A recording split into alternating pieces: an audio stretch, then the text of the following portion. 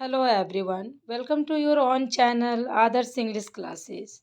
बच्चों, आज हम लोग क्लास 7 के SST paper social science annual exam 2024-25 session ending exam को डिस्कस करने जा रहे हैं। आप यहाँ पर देख सकते हो, केंद्रीय विद्यालय संगठन रांची रीजन वार्षिक परीक्षा मॉडल पेपर क्लास 7, ठीक है। तो क्लास 7 के आज हम लोग इस मॉडल पेपर को डिस्कस करने जा रहे हैं, जो कि आपके एसएसटी सब्जेक्ट का है, सोशल साइंस सब्जेक्ट का है, राइट। चलिए हम लोग देखते हैं वन बाय वन। ये देख लो आप लोग सब, सेशन एंडिंग एग्जामिनेशन 2024-25, और ये वीडियो आप लोगों के लिए बहुत ही फ्रूटफुल प्रूव होने वाला है। मैंने बहुत ही नियरेस्ट वे पे इसको फाइंड आउट करके निकाला है, और ये आपके एग्ज़ाम के लिए बहुत ही क्रूशियल रोल प्ले करने वाला है। बच्चों, आप लोग एग्ज़ाम से पहले इसको ज़रूर लगा लें। यहाँ पर आप लोग देख सकते हो कि टाइम कितना अलाउड किया गया है। 2 आवर 30 मिनट्स का टाइम है, 2.5 घंटे का टाइम है, और 60 क्वेश्चंस रहेंगे। आपको जनरल इंस्ट्रक्शंस दिए गए हैं, इनको ध्यान से पढ़ना है। जैसे कि टोटल में प्रश्नों की संख्या कितनी है, 26 है, और सभी प्रश्न क्या हैं, this all are the very compulsory, तो सबको टच करना है, राइट। और लास्ट के में आपको एक मैप वर्क भी मिलेगा, जिसमें आपको लोकेशन शो करना होगा। तो चलिए हम लोग चलते हैं वेरी फर्स्ट सेक्शन ए की तरफ चलते हैं। सेक्शन ए से शुरुआत करते हुए सेक्शन डी तक चलेंगे हम लोग, ठीक है। चलिए देखते हैं। सबसे पहला क्वेश्चन कह रहा है, the Ahom state depended upon forced labour and those forced to work for the state were called, कि अहोम राज्य जो है वो बेगार पर निर्भर था। राज्य के लिए काम करने को मजबूर लोग जाने जाते थे। तो राज्य के लिए काम करना उनकी मजबूरी थी। ऐसे लोगों को किस नाम से जाने जाते थे? आपके पास 4 ऑप्शंस हैं।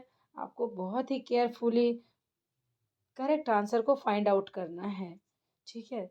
जैसे पहला है भुइयां, दूसरा है घुमंतु, तीसरा है पेक्स, और चौथा है टांडा।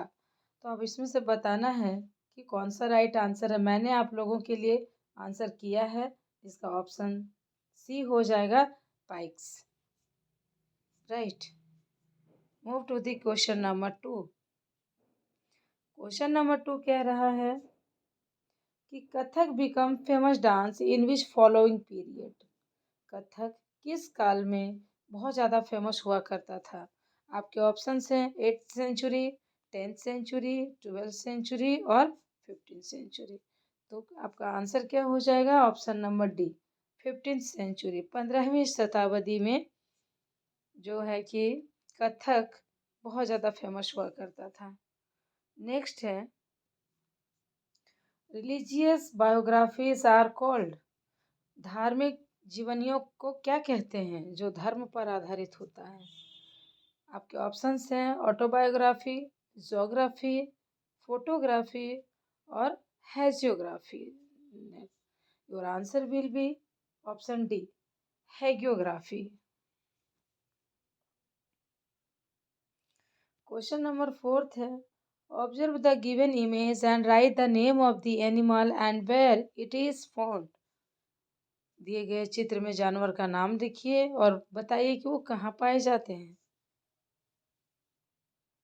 जैसे कि एक फिगर दे दिया है ना, एक फिगर दे दिया है। अब आपको बताना है कि ये जो क्या है, ये कौन सा जानवर है और कहाँ पाया जाता है, ठीक है। तो यहाँ आपके ऑप्शंस हैं the Ganga basin, Brahmaputra basin, Narmada basin और Godavari basin. Your correct answer will be option B, Brahmaputra basin. चलिए 5th नंबर क्वेश्चन क्या कह रहा है, observe the given image and give the answer of the questions. इस सेट वाले पिक्चर को देखिए और फिर इसके बाद वाले आंसर्स को करिए। आप देख सकते हो कि क्या है ये एक शर्ट है। चलिए शर्ट को देखा आपने, अब आंसर करिए। What is the final selling price of the given shirt? कि इसका फाइनल सेलिंग प्राइस क्या रहा होगा, क्या है? ऑप्शंस है 1800, 1200, 18,000 and 28,000। So your correct answer will B 1800। Question number 6 कह रहा है कि which of the following is not electronic media? इनमें से कौन सा है जो इलेक्ट्रॉनिक मीडिया नहीं है? Your options are newspaper, television, radio और बोथ टेलीविजन एंड रेडियो। तो कह रहा है कि मीडिया इलेक्ट्रॉनिक मीडिया नहीं है। देखो बच्चों, आप लोग नहीं वाले वर्ड को नहीं पढ़ते हो और यहीं पर आप मिस कर जाते हो। फटाक से आप लोग एकदम अपना आंसर पॉजिटिव वाला करने लगते हो, लेकिन आपको यहाँ नेगेटिव आंसर फाइंड आउट करना है। तो मीडिया का इलेक्ट्रॉनिक मीडिया में कौन नहीं आता है? समाचार पत्र। Option A will be your correct answer. Next question, question number 7 number question कह रहा है कि the world famous Jagannatha temple located in. हम सभी को पता है बच्चों कि जगन्नाथ जी का टेम्पल कहाँ है? तो ये उड़ीसा पुरी में है। कहाँ है ये? उड़ीसा पुरी में है। Your answer will B Puri. Now the next question, question number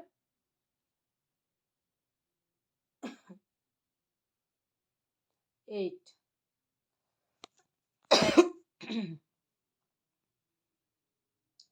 dash is the largest river basin in the world?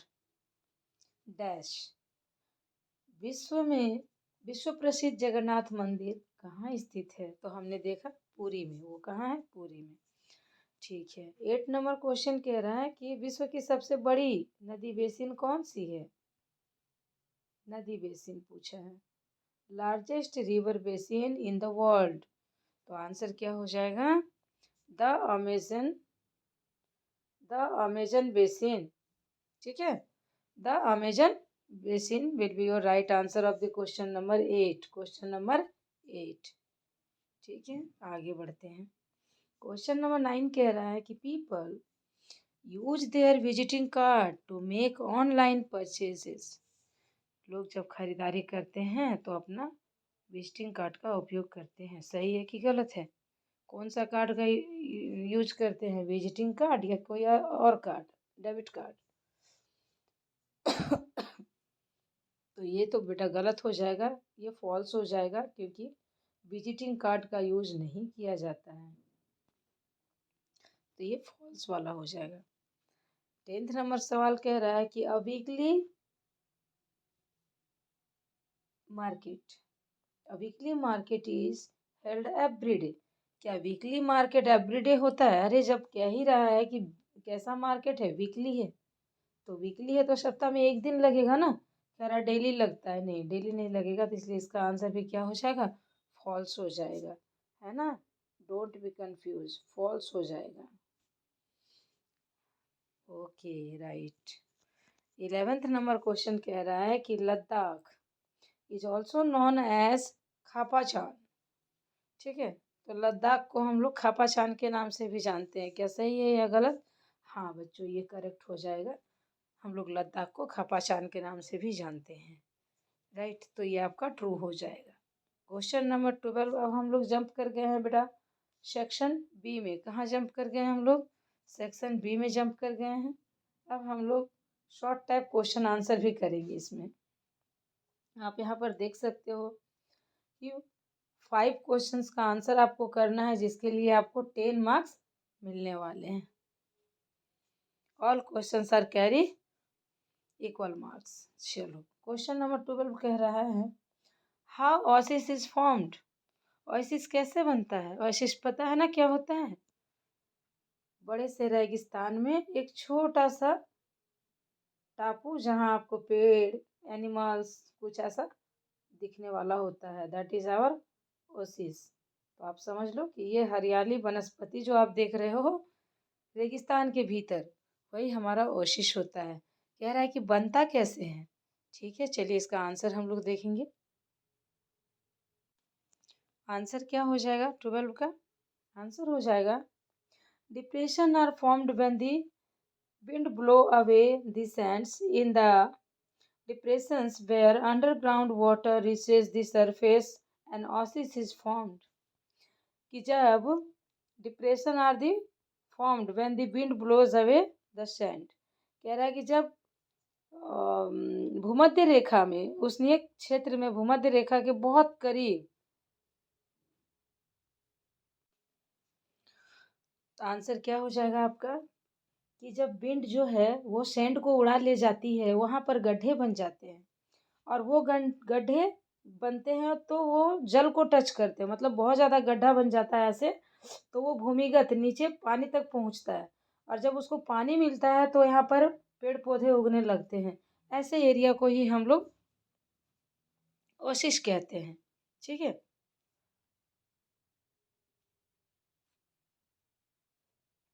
Next question. अगला सवाल कह रहा है व्हाट इज इक्वाटोरियल रीजन। तो इक्वाटोरियल रीजन क्या होता है, भूमध्य रेखीय क्षेत्र क्या होता है? Your answer will be equatorial region, the tropical lies very close to the equator between 10 degree and the 105. So it is referred to as the equatorial region. This region is very hot। इसका मतलब है कि जब equatorial reason में भूमध्य क्षेत्रीय उष्णकटिबंधीय tropical क्षेत्र में रेखा के बहुत करीब स्थित 10 10 डिग्री न्यूटन और 105 के बीच, इसलिए इसे भूमध्य रेखा क्षेत्र कहा जाता है।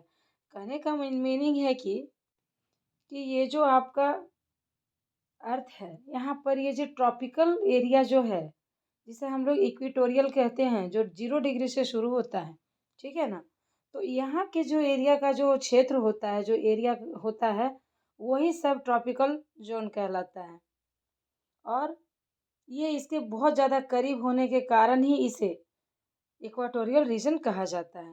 राइट, आगे बढ़ते हैं। क्वेश्चन नंबर 14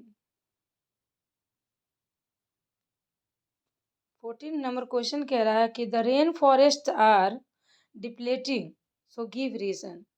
कि जो रेन फॉरेस्ट होते हैं वो डिप्लेट हो रहे हैं, कम हो रहे हैं, कारण बताइए। So your answer will be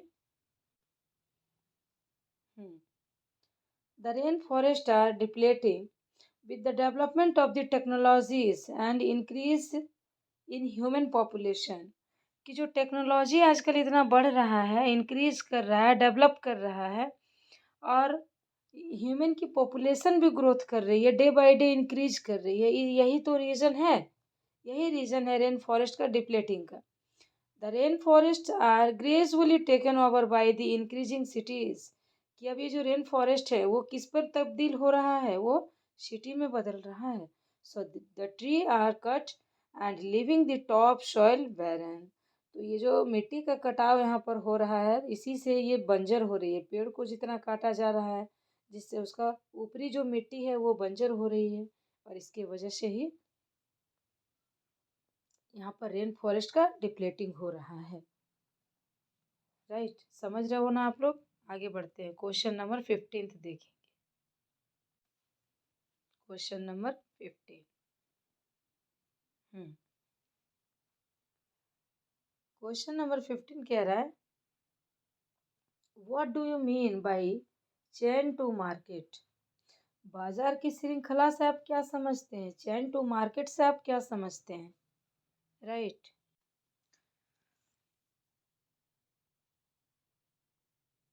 your answer will B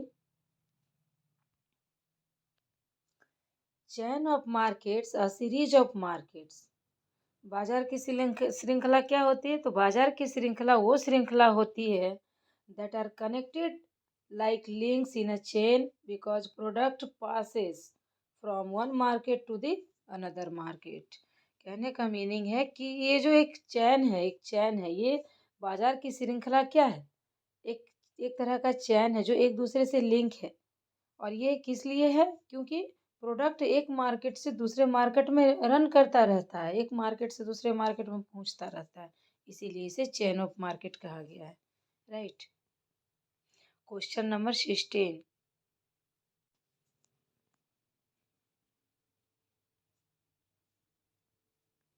yes, question number 16। Why is weekly markets are cheaper than permanent shops? साप्ताहिक जो बाजार होते हैं वो अस्थाई दुकानों की तुलना में सस्ते होते हैं, क्यों? अस्थाई मतलब जो दुकान परमानेंट है, ठीक है। तो परमानेंट है वो दुकान, उसका अपना एक इमेज बन चुका है।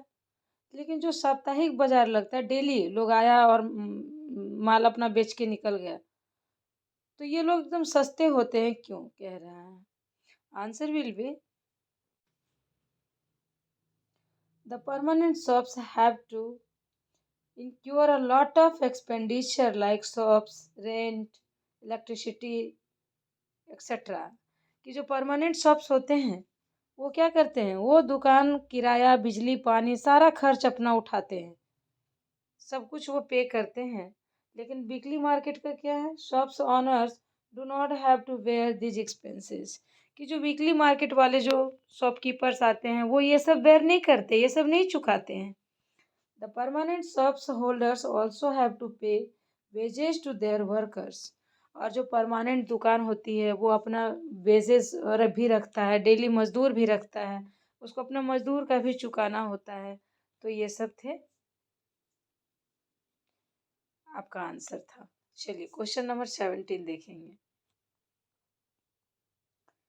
क्वेश्चन नंबर 17 कह रहा है, how was the administration of the Ahom state organised. Ahom राज्य का जो प्रशासन था, एडमिनिस्ट्रेशन था, वो कैसे करके ऑर्गेनाइज्ड हुआ था, कैसे संगठित हुआ था वो अहोम राज्य? चलिए आंसर देखते हैं। 17 का आंसर हो जाएगा, Ahom clans broke up and the administrations become more centralized। कहने का मतलब है कि जो अहोम थे, अहोम क्लैंस ब्रोक मतलब अहोम के कबीले टूट गए, और जो वहाँ का एडमिनिस्ट्रेशन था वो क्या हुआ, वो अधिक केंद्रीकृत हो गया, वो सेंट्रलाइज्ड हो गया, बहुत ज़्यादा became more and more centralised. ठीक है।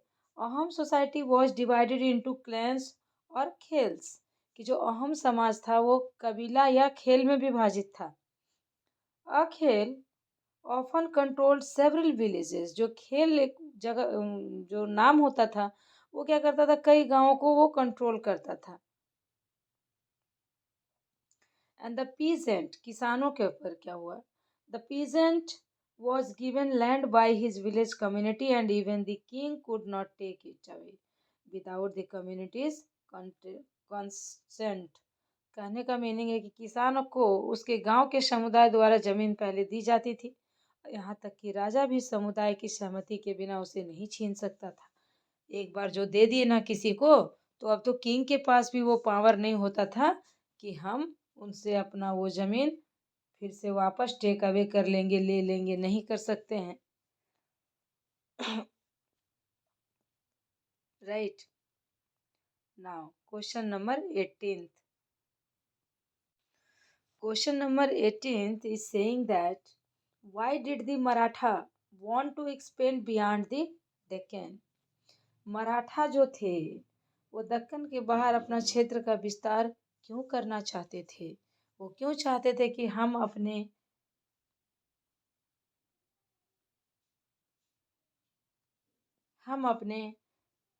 चिकन का को ज़्यादा बहुत ज़्यादा एक्सपेंड करेंगे, बढ़ाएंगे, इसको अपने क्षेत्र का विस्तार करेंगे, ऐसा दक्कन के मराठा क्यों चाहते थे?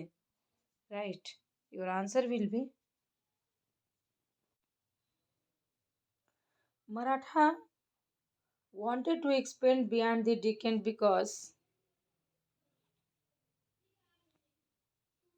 they wanted to clip away They wanted to clip away the authority of the Mughal Empire and Maratha king to be recognized as the overlord of the entire Deccan. तो वो ऐसा क्यों चाहते थे? क्योंकि वो चाहते थे क्या कि जो मराठा है, ये मराठा क्या करे? मराठा मुगल साम्राज्य के अधिकार को खत्म करना चाहते थे, है ना? वो क्या चाहते थे कि जो मुगल साम्राज्य का एम्पायर हो, वो वहां से खत्म हो जाए, क्लिप अवे हो जाए, खत्म हो जाए वहां से। और मराठा राज्य को पूरे दक्कन में अधिपति के रूप में वो ऑर्गेनाइज करना चाहते थे, गठित करना चाहते थे। कहने का मीनिंग है कि मुगल साम्राज्य को हटाना चाहते थे और मराठा जो कि रियल इंडियंस थे वो उनका आधिपत्य करना चाहते थे। अगला है to possess the right to collect chauth. Chauth समझते हैं ना, किराया, ये रेवेन्यू टाइप का होता है, एक तरह का रेवेन्यू होता है। एंड सरदेश मुखी इन इंटायर रीजन, कि पूरे क्षेत्र में चौथ और सरदेश मुखी वसूलने का अधिकार प्राप्त करना था। ये उनका मेन रीजन था। क्यों वो बढ़ा रहा था? क्योंकि ये सब इसका रीजन था।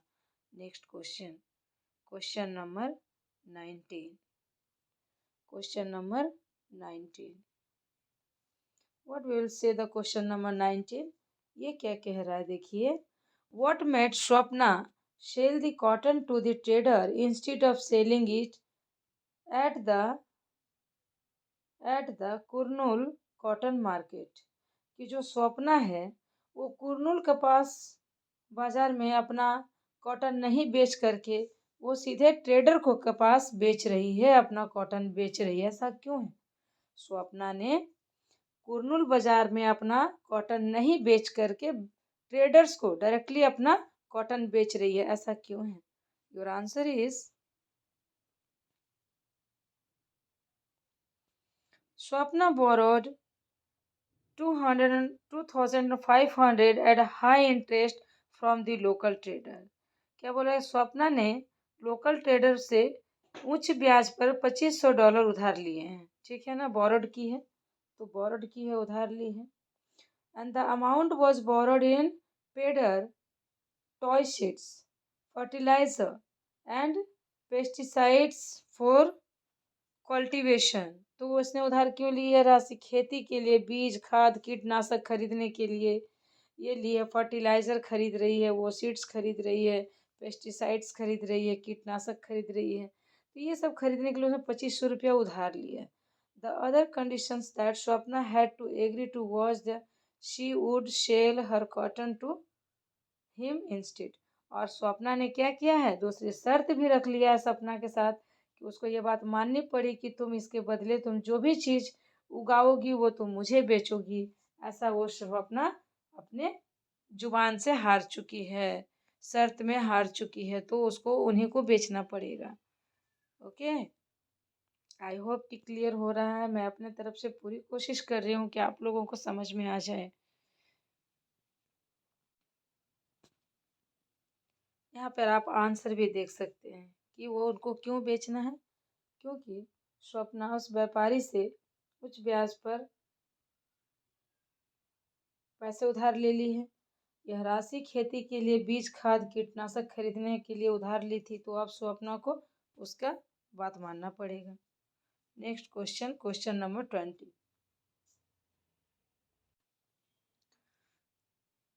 क्वेश्चन नंबर 20 क्या कह रहे हैं? Describe the condition of employment as well as the wages of the workers in the garment exporting factory.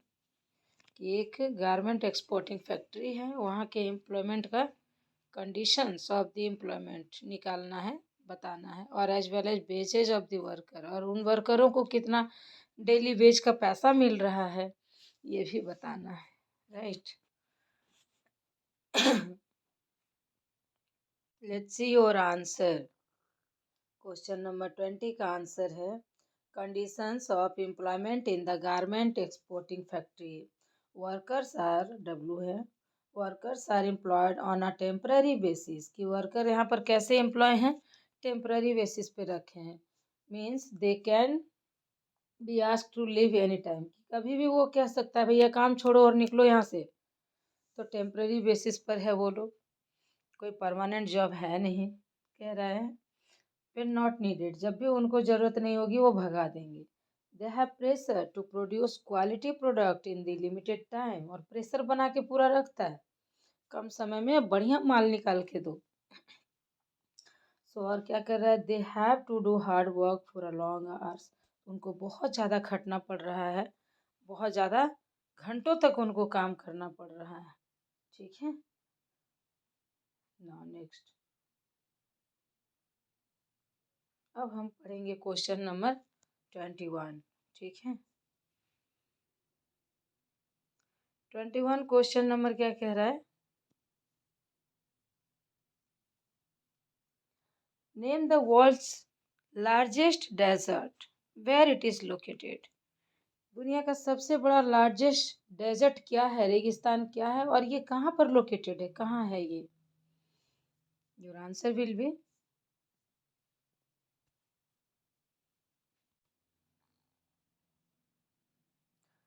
Sahara desert. Sahara desert, it is located in northern Africa. ये नदर्न अफ्रीका, उत्तरी Africa के पास located है। और दुनिया का सबसे बड़ा डेजर्ट कौन सा है, तो वो सहारा डेजर्ट है। Right, now next question is, हम लोग 21 का कर रहे हैं, उसमें टोटल 3 क्वेश्चंस हैं। अब हम लोग 21 का 2 नंबर क्वेश्चन करेंगे। How many countries does the Sahara desert touch. ये जो सहारा का डेजर्ट हमने देखा, वो कितने देशों को टच करता है, नेम देम, उनका नाम भी बताना है।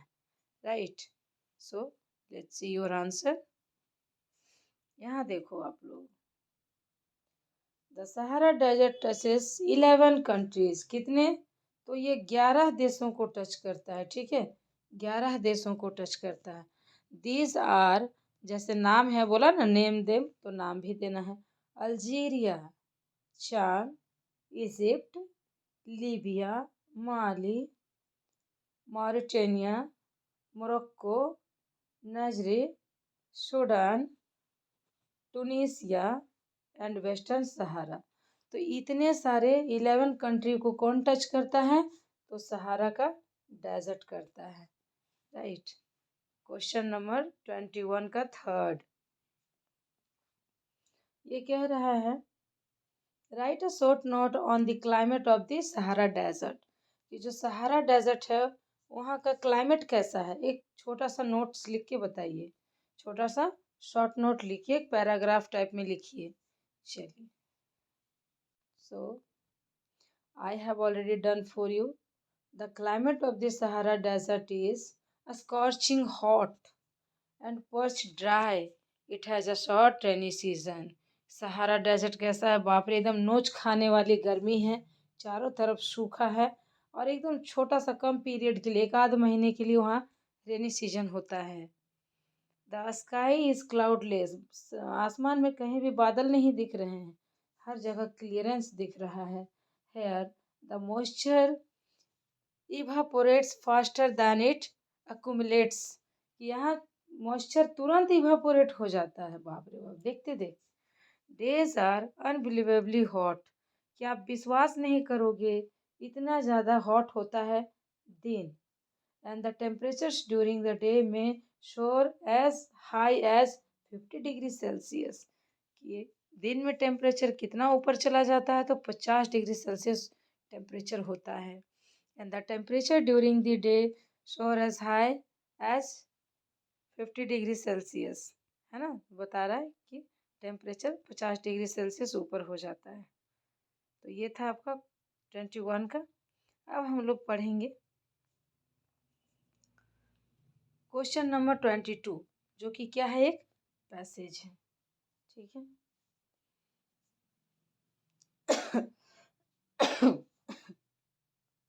चलिए 22 को देखते हैं क्या बोल रहे हैं।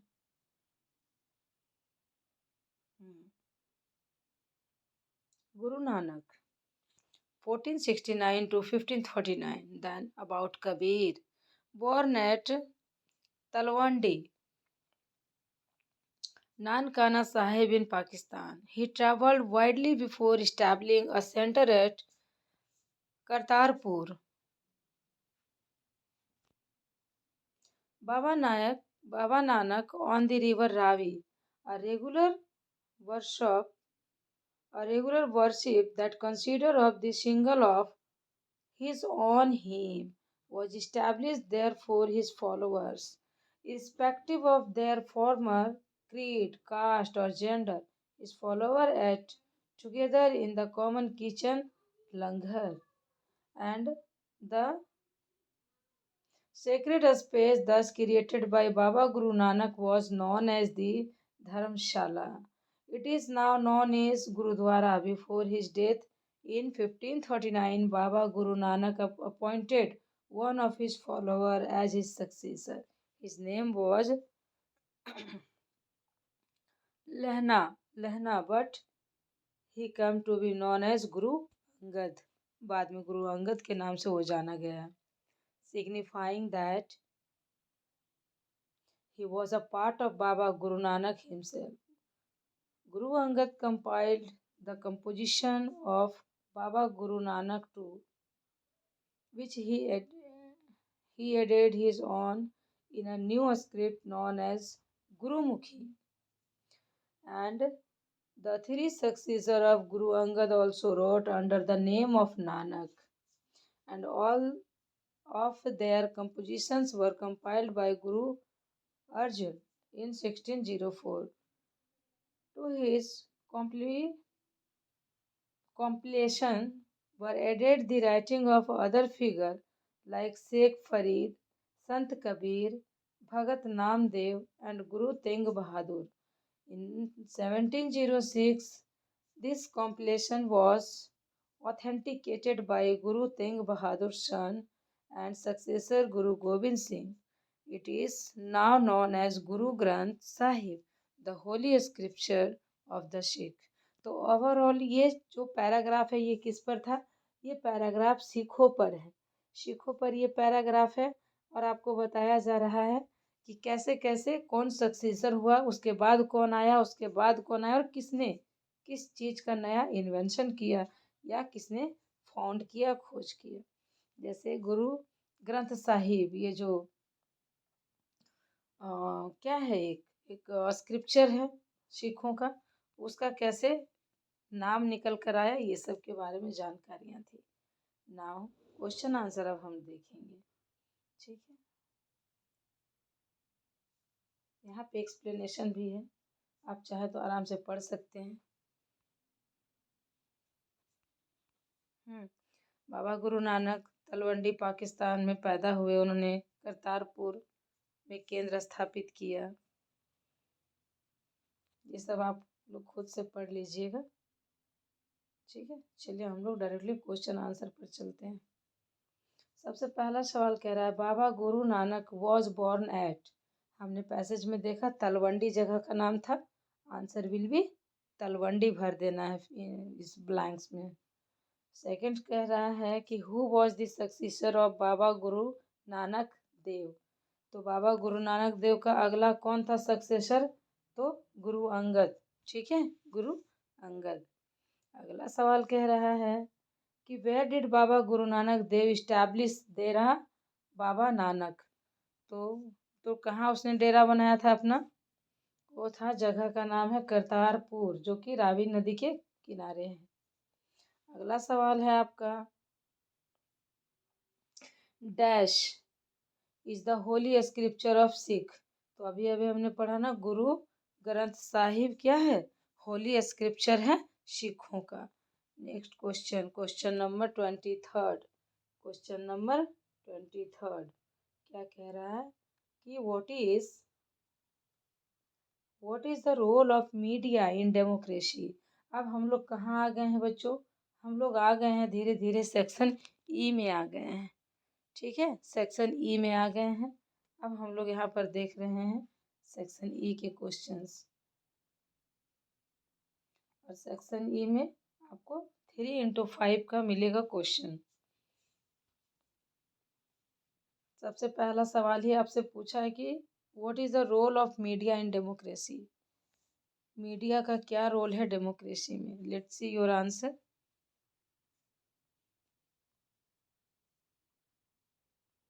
मीडिया को क्या माना गया है, देखो यहाँ, इट इज़ द बैकबोन और the fourth pillar of democracy. ये डेमोक्रेसी का चौथा पिलर माना गया है। जुडिशरी और लेजिस्लेचर और एक क्या है, उसके बाद ये चौथा पिलर मीडिया को ही माना गया है। Of a democracy which makes us aware of the social. और ये क्या करता है मीडिया, हमें सोशल में क्या कुछ हो रहा है उन सब की जानकारी यही तो देता है। मीडिया के द्वारा ही हमें सारी चीज़ें पता चलती हैं। अगला कह रहा है पॉलिटिकल एंड इकोनॉमिकल एक्टिविटी भी इसी से होता है, पता चलता है। It provides news and discussing events and taking place in the country and the world. इसने अपना जगह ले लिया है, पूरी दुनिया में अपना एक जगह बना लिया है। आगे कह रहा है कि it gives people information about how governments work. ये लोगों को जागरूक करती है कि हमारा सरकार किस तरह से काम कर रहा है। आगे कह रहा है also give information about the elections.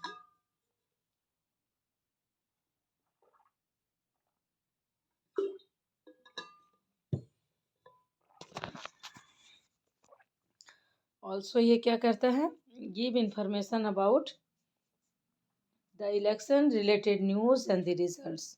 तो इतने सारे काम कौन कर रहा है, media. That's why it is called the fourth pillar of democracy. इसी के लिए इसको डेमोक्रेसी का फोर्थ पिलर कहा गया है, राइट। अगला पॉइंट क्या कह रहा है, it raises the issues or the problems related to the common people in front of politician।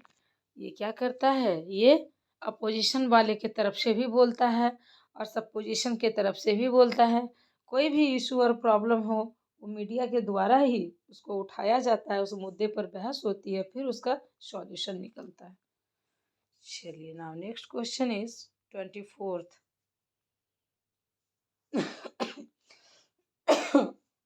24th क्या कह रहा है, Who were the Banjaras? Banjara कौन थे? And how were the Banjara important for the economy? और इकोनॉमी के लिए बंजारा कैसे इम्पोर्टेंट है? तो let's see your answer. Question number 24 का आंसर क्या कह रहा है, the Banjara the traders nomads. Banjara कौन थे? तो वो ट्रेडर्स नोमाड्स। नोमाड्स किसको कहते हैं बच्चों, जो घूमता है, जो घूम घूम कर एक जगह से दूसरे जगह जाते रहते हैं, उसको हम लोग नोमाड्स या हिंदी में खाना बदोश भी कहते हैं। बंजारे वो व्यापारी खाना बदोश होते हैं। There Karwaan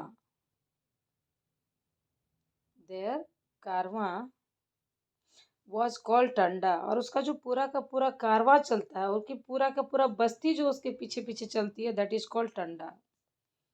the Banjara carried grains from one place to another place. और ये क्या करता है, एक जगह से दूसरे जगह अनाजों को ढोकर ले जाता है, वो जहाँ तक जाता है।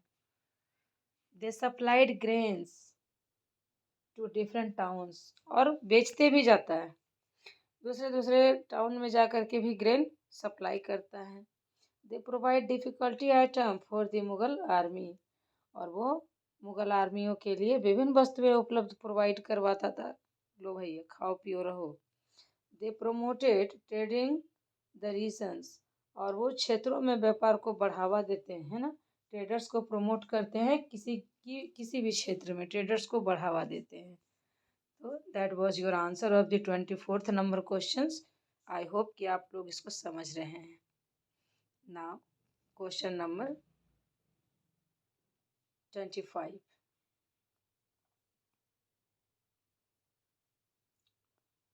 Tourism is an important activity of the Ganga Brahmaputra basin. Supports the statements। देखिए, गंगा ब्रह्मपुत्र बेसिन में जो टूरिज्म है, पर्यटक है, एक महत्वपूर्ण गतिविधि है। उदाहरण के साथ इस कथन का समर्थन कीजिए, बताइए कि कैसे।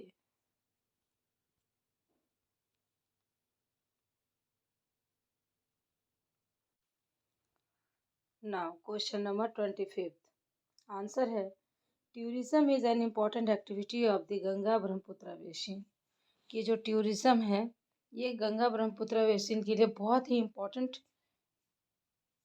है। कैसे है? और ये टूरिज्म क्या है? एक इम्पोर्टेंट एक्टिविटी है गंगा ब्रह्मपुत्र बेसिन के लिए।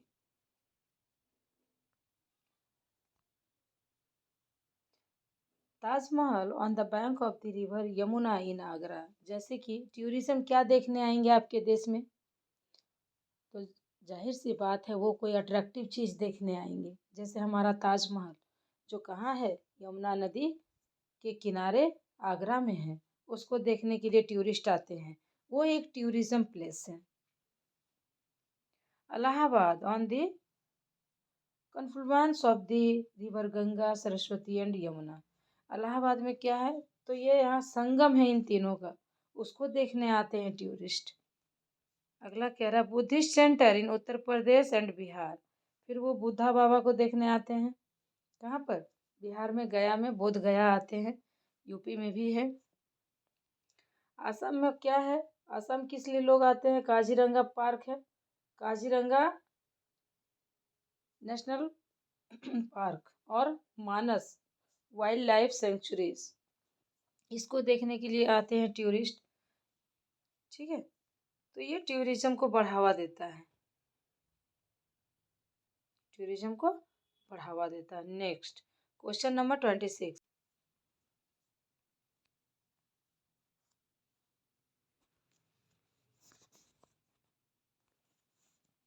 Question number 26। Now section F में आ गए हम। ठीक है, अब हम लोग सेक्शन एफ में आ गए। पहली बार मैं देख रही हूँ कि सेक्शन एफ तक जाता है। जनरली 4 ही सेक्शंस होते हैं ABCD, लेकिन इसमें EF भी है। ठीक है, अच्छी बात है। सेक्शन एफ है जिसमें कि आपका 4 मार्क्स का है, जो कि टोटली बेटा dependent on the map work. Map work पे टोटल डिपेंडेंट है। इसके लिए आपको एक मैप भी दिया जाएगा, जैसे कि यहाँ देखिए। और उसके बाद करना क्या है हम लोग देख लेते हैं। करना क्या है, तो करना है आपको कि locate the following on the map of India. ये जो जगह दी है ना 1 2 3 4, इसको मैप में आपको लोकेट करके बताना है कि कौन सा जगह कहाँ है। राइट, जैसे कि आप लोग देख लो, अगर ये इंडिया का मैप है, इंडिया का मैप है, तो इंडिया के मैप में सबसे पहले क्या ढूंढना है? सबसे पहले ढूंढना है द रिवर गंगा। ठीक है, तो द रिवर गंगा इधर से निकलती है ना, इधर ग्लेशियर से होके निकलती है, इधर से होते हुए ये बे ऑफ बंगाल में गिर जाती है। तो गंगा यहाँ पर हम लोकेट कर सकते हैं, ऐसे हो जाके गिर जाएगी। नेक्स्ट क्या है? लेह लद्दाख। तो सभी को पता है लेह लद्दाख इस एरिया में आएगा क्योंकि यही जम्मू कश्मीर है। उसके बाद आ जाओ, दिल्ली है। फिर दिल्ली,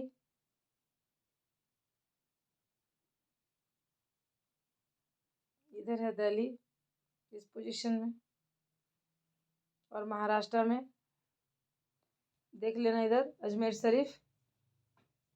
तो अब आपको क्या करना है, ये सबको लोकेट करके बता देना है। राइट, चलिए अब हम लोग चलते हैं आगे। देखो दिल्ली राजस्थान में है, राजस्थान में है क्या? अजमेर आपका महाराष्ट्र में नहीं है, राजस्थान में है। ठीक है, now thank you, thank you so much, thanks for watching this video and I hope कि ये सैम्पल पेपर मॉडल सेट आपके लिए बहुत ज़्यादा हेल्पफुल प्रूव हो। आप लोग अपना एग्ज़ाम अच्छे से दीजिए, 110% अपना लगा दीजिए, सारा एफर्ट्स अपना लगा दीजिए, because it is your annual exam. कोई भी रिस्क मत लेना है। मेरी सलाह है आप लोगों को यही है बच्चों कि आप लोग जाने से पहले अच्छे से रिवीजन करके जाएं, 2-4 सैम्पल शेट ज़रूर करके जाएं। बहुत इससे आपको ओवरऑल एक आइडिया मिल जाएगा। एक टाइम मैनेजमेंट का बहुत अच्छा ये प्रैक्टिस सेट है। इससे क्या होगा कि आपको टाइम मैनेज करने का एक हैबिट हो जाएगा। और अगर आप सेट को एकदम प्रॉपर टाइम में 2.5 घंटे में बैठ के लगा लेते हो, देन कि आप you are the eligible person. अब आप एकदम रेडी हो अपने एग्ज़ाम को फेस करने के लिए और टाइम मैनेज करने के लिए।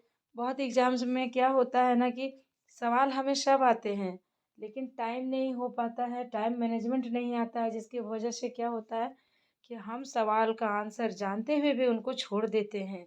इसीलिए सिंपल सेट लगाना बहुत ज़रूरी होता है। और आजकल तो जान ही रहे हो आप लोग, एआई का ज़माना है। आप लोग को भी बच्चों बहुत फास्ट होना पड़ेगा, बहुत फास्ट बनना पड़ेगा और अपने एग्ज़ाम को अच्छे तरीके से एक अच्छे रैंक के साथ बढ़िया से क्रैक करना होगा। मेरी बेस्ट विशेस के साथ thank you, thanks for watching and best of luck for your upcoming examination. चलिए इसी के साथ मिलते हैं हम लोग नेक्स्ट वीडियो में। मैं दूसरा सैम्पल पेपर के साथ फिर आप लोगों से मिलूँगी। तब तक के लिए thank you, thanks for watching. पढ़ते रहिए, अपनी एग्ज़ाम की प्रिपरेशन अच्छे से करते रहिए और हम लोग फिर मिलेंगे।